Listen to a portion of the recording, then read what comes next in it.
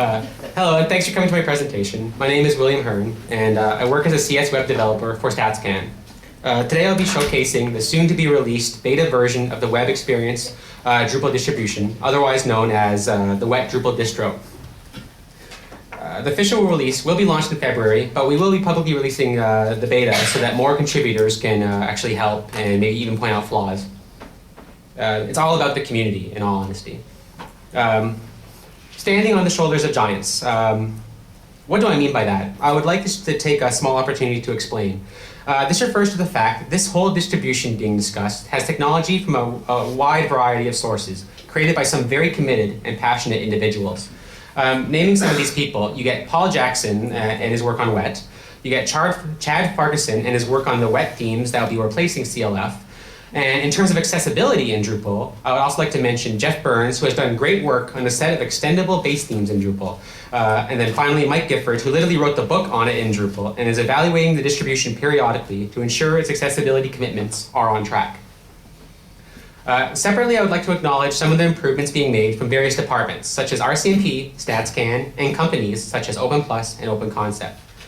Finally, this distro relies on 3 equally important online communities, such as jQuery and Drupal, as well as registered web developers that are helping to bring this project forward. All right, so before I get into the details of this session, I just wanted to give you a guideline for how this presentation is structured overall. I do want to point out that due to the fact that the Drupal distribution has integrated the WET framework through jQuery, as well as a variety of other accessibility features, I am inclined to briefly talk about them first before getting into the distribution as a whole, as I feel this would better allow you to understand the project scope. So I will first off start with a quick introduction to Drupal for people who might not be aware of the platform. Just for a show of hands, is everyone aware of this, or is it kind of like an introduction to it? Maybe just a raise of hands of people who know Drupal. Okay, that's a fair amount actually. I may go a little light on that, but I'll talk a bit about it then. Secondly, I will be talking about the Genesis project, which is an extendable theme system being used in Drupal to ensure that the markup that is generated is standards compliant, accessible, and semantically rich. The Genesis project will then be further extended with the work being done in the WET usability theme. Next, I will then be discussing what WET is, but we're leaving out many specifics as Paul Jackson has just done a session on it, so I'm assuming I can probably just gloss over that slide. Finally, with the requisite knowledge out of the way, I will demo the distribution itself and show how the distribution can help you get started with Drupal faster and actually get to use its expansive set of functionality right away.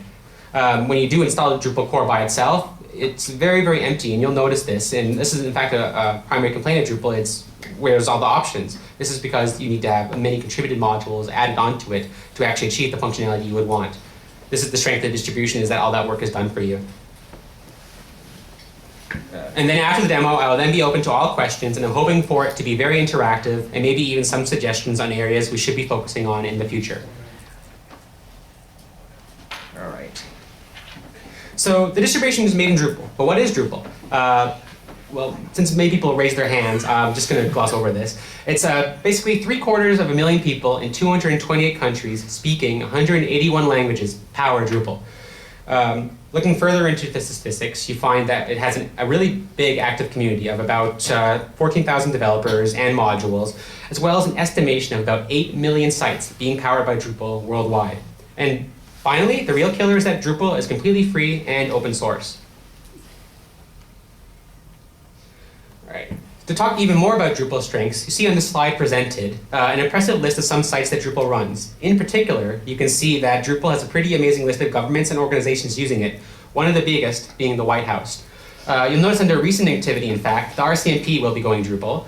Statistics Canada is currently prototyping, and it looks like we'll be going internally.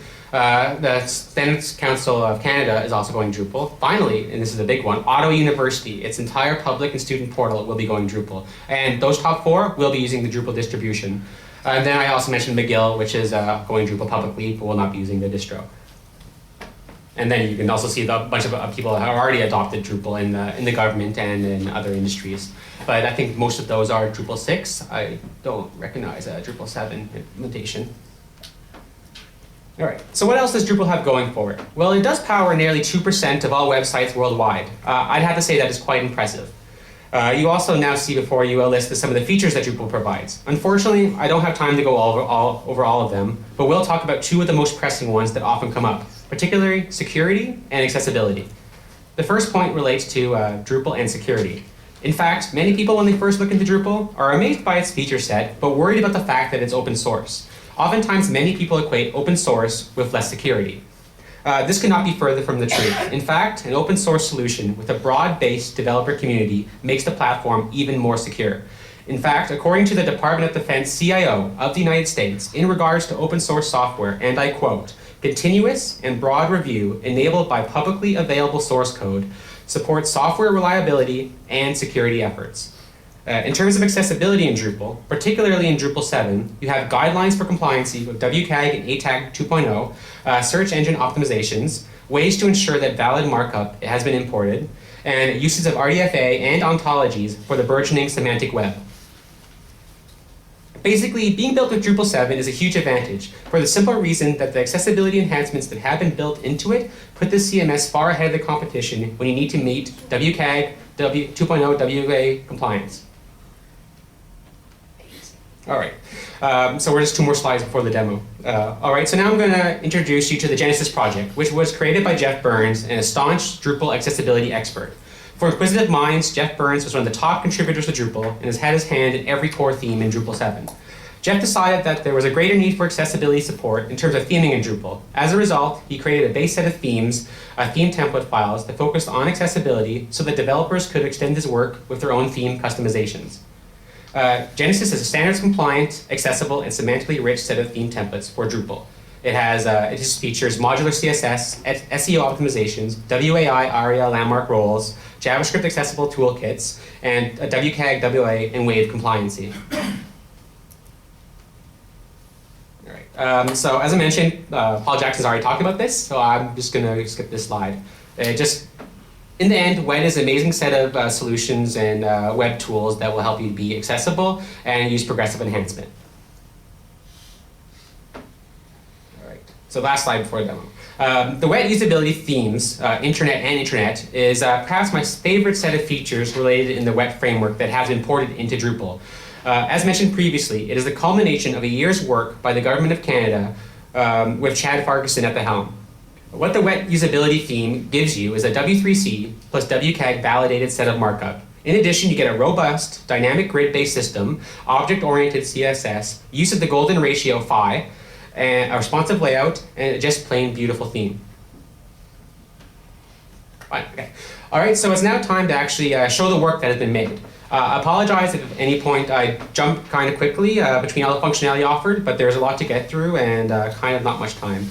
I am hoping this to be less formal and encourage some people who are assisting in evolving this distribution, like Mike Gifford or other people, to jump in at any point with relevant input. So I have to show an installation profile. I have to show the installation of this. I have recorded it because it does take a while to run through, so I'm just going to be showing a 2-minute quick overview of how the installation works. This is important because the installation is what gives you all this functionality. It automatically generates your menu system, your taxonomy, all your default configuration, all your menus. It does all that work for you, so you can start with Drupal at a much higher elevation than you normally would with Core. So I'm just going to play that now.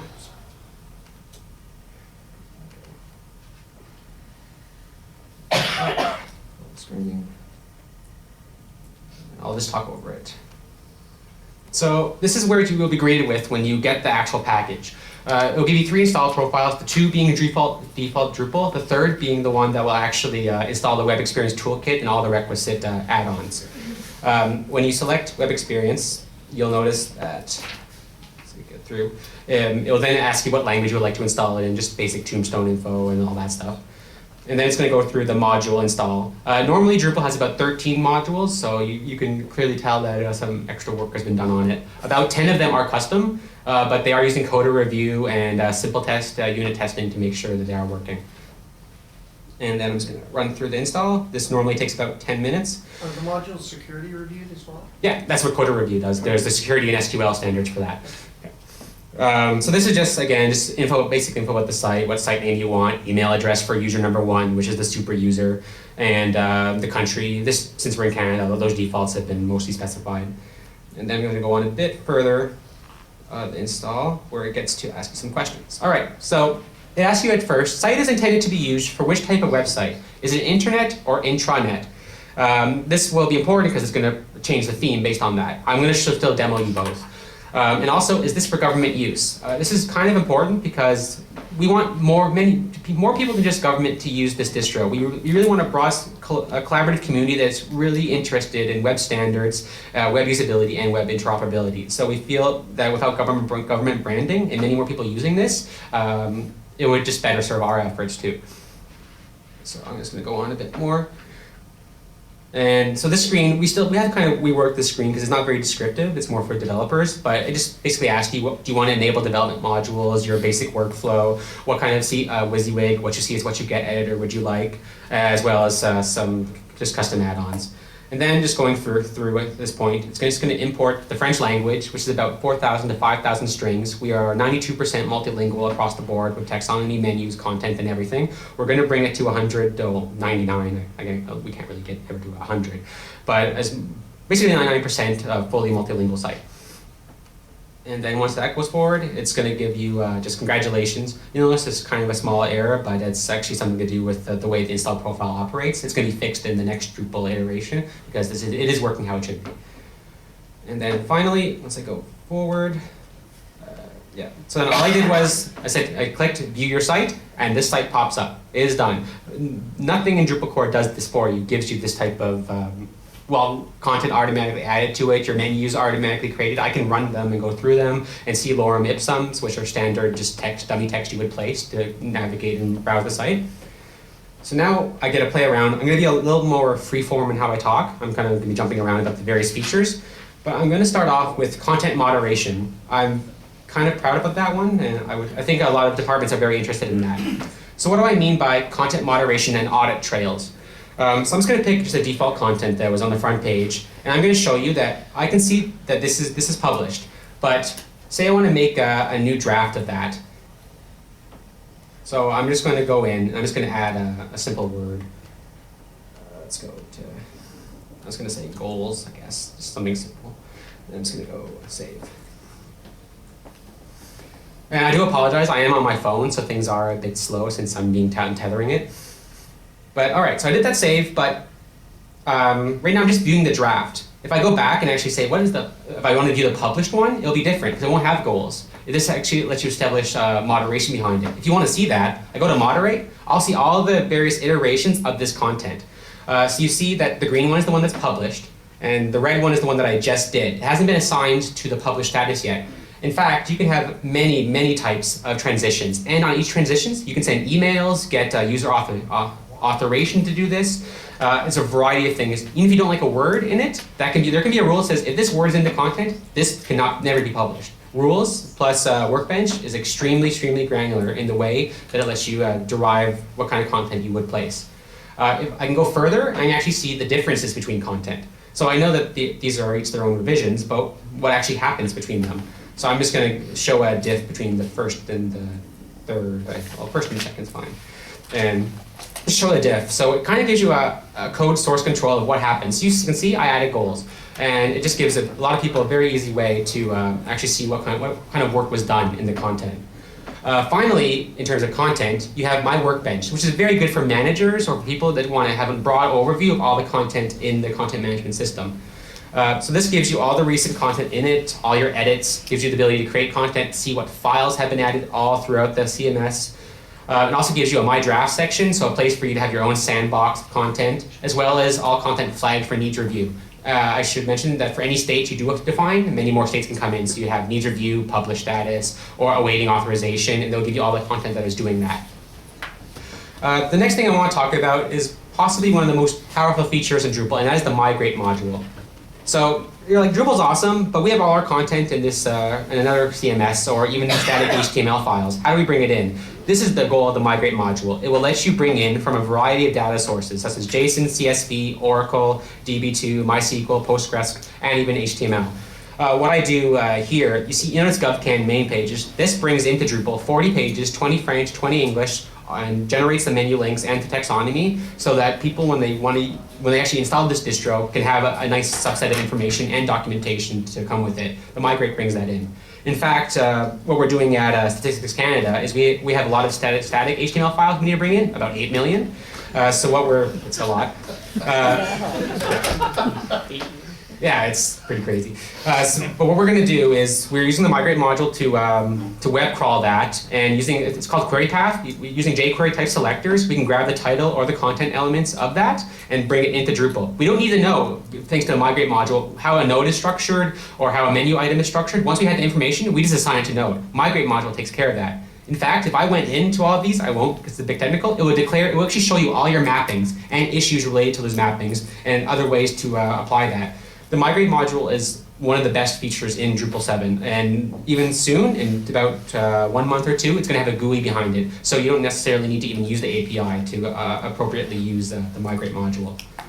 Now, going on a bit further, I still want to get through Apache Solr and spend some time on that, but I just wanted to mention just create content in general. So if I go create content and page, you're going to be greeted with a CK editor, WYSIWYG, which it's kind of like Word. It lets you play around and do things with Word without really caring about how the source is. The important thing is if you want to bring in content from another area and put it into Drupal, you want to have a way to make sure it's compliant and the markup is valid. We use a HTML purifier, which will actually make sure the content is between the divs is appropriate, and if the classes are in our case using CLF2, it will use regular expressions to actually jump to the new standard with the ones it sees. We're not perfect on that yet because certain comments and tags can mess up the script, but we're going to find a way to escape those. And furthermore, it actually lets you see all the classes defined in the wet usability theme and apply them inside here. So if I want to do span or background accents, and then it will let you see what it looks like in the WYSIWYG. Finally, it even gives you all the templates you would want from the wet, and it will just, once you click on this, it will dump a whole bunch of code in there for you, so you can get best standards related to that. One last thing, finally, to do with themes, before I jump into the intranet theme, is I want to mention that, hopefully this loads up. I apologize again for the slow loading. It is performant, just the phone. I can even edit the skin. So this lets me, on any block or view or page in Drupal, to actually apply certain classes on it. And these classes were derived from the wet usability standard. It's incredible. You can have a module billboard, a module client. You can totally customize any individual block you have. So now I'm just going to kind of segue just really quickly to search, because I just want to, I really think this is a powerful feature that many people are wanting, and it also uses Apache Solr, which powers Netflix, the White House, Zappos, and CNET, and it actually has a really, really powerful set of faceted search principles, and it works perfectly well for multilingual environments. So I just typed government. You notice it asks me, I didn't program this, did you mean gouvernement? It knows about the relationship between content. It is very, very smart that way.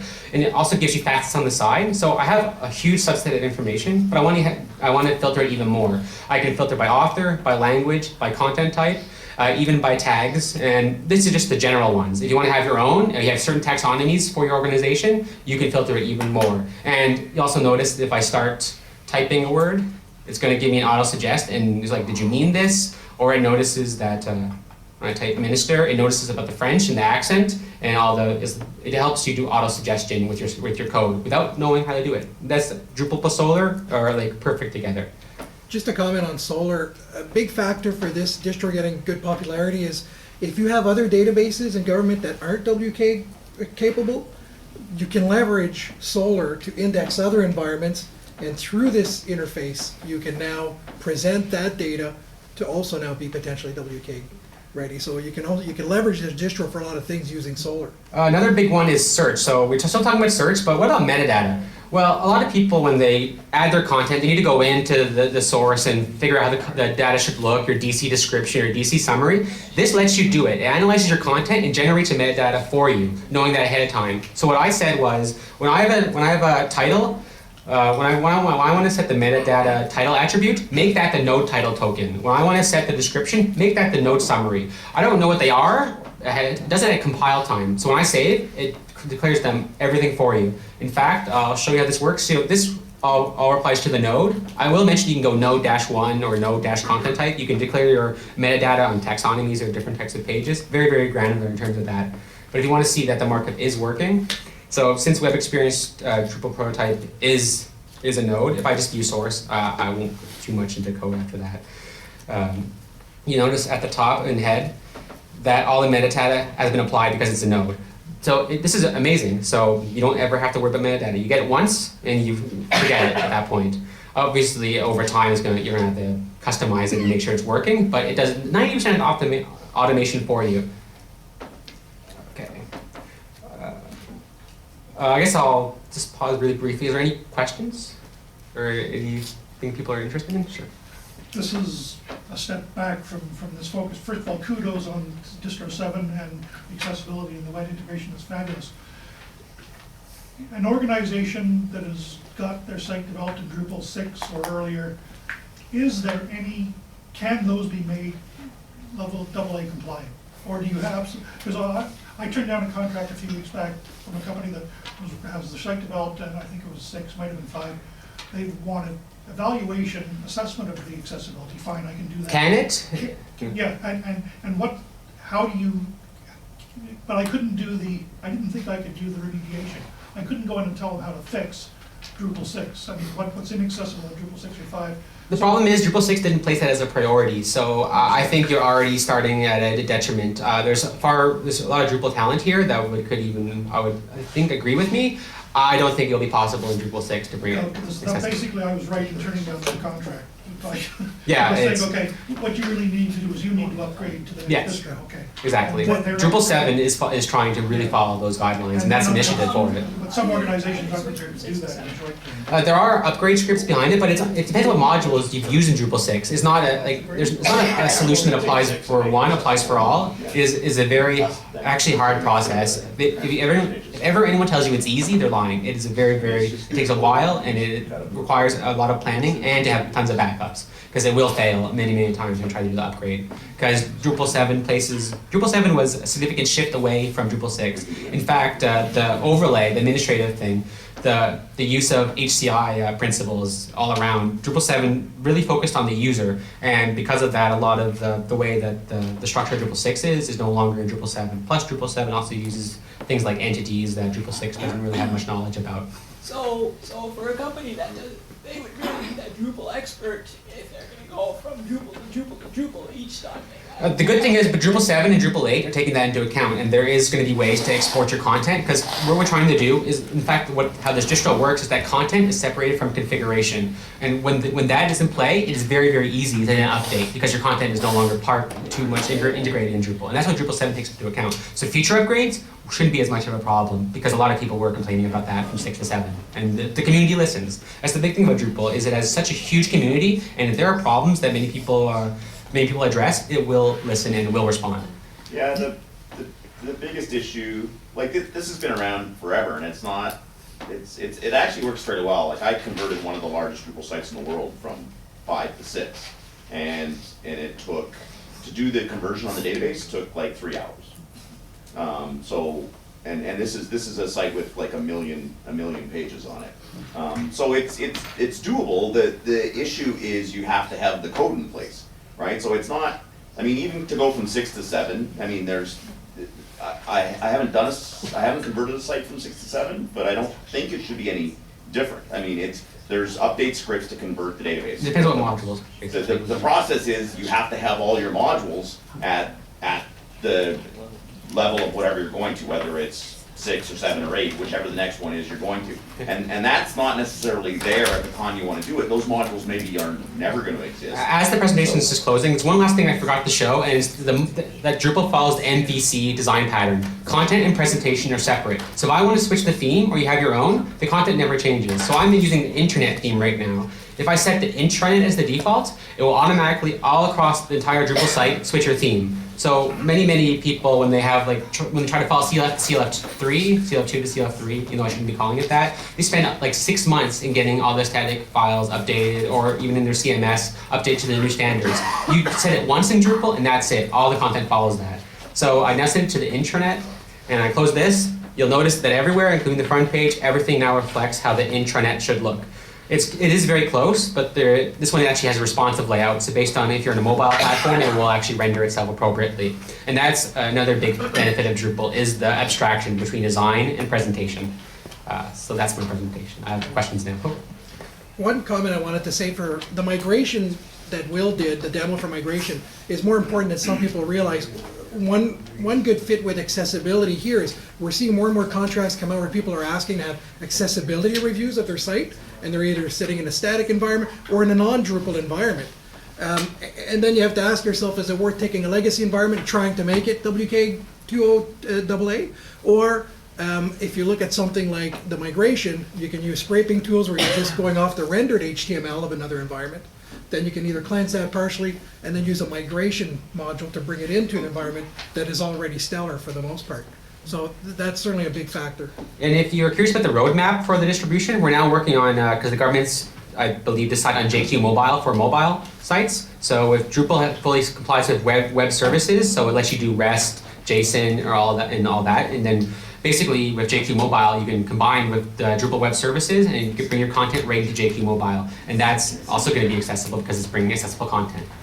You were talking about using Solar for accessing their RDIMS implementation and then integrating it into the internet? There's been a lot of popularity on that. We're doing, along with Will and Mike, we're doing a big migration from LifeRay, which is why I'm mentioning non-Drupal environments.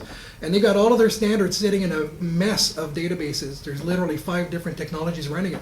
So all we're doing is leveraging Solar to leverage the index, and we're presenting everything through this distro using Drupal Solar. So instead of making complicated XML and ODBC and trying to deal with the technologies that those databases are in, you just leverage Solar, and you can mimic displaying that data through this distro. So now you're meeting all of your accessibility requirements. So that's got a lot of people excited who are using environments like RDIMS in government or other who have interoperability issues. It's lifting the bar quite high on using it this way. It's a simple layman's approach to fast track, a real fast way of getting that done. Is the migrate module, that's part of the distro? Yeah. Everything you see here Everything comes I've with the seen is part distro. of the distro. Everything I showed you is in it, Okay. including example migrate scripts. So for people that may not necessarily know how to use it, you can go into it, and it actually gives you nice commenting all throughout how you would want to extend that. Is the distro running on a Mac? Pardon? Does the distro run on a Mac? Yeah. If you want to actually do it locally, there's a thing called Acquia Dev Desktop that lets you, with your package, install it on Windows or PC to just try it out. Okay, so you use it through Acquia. Yeah.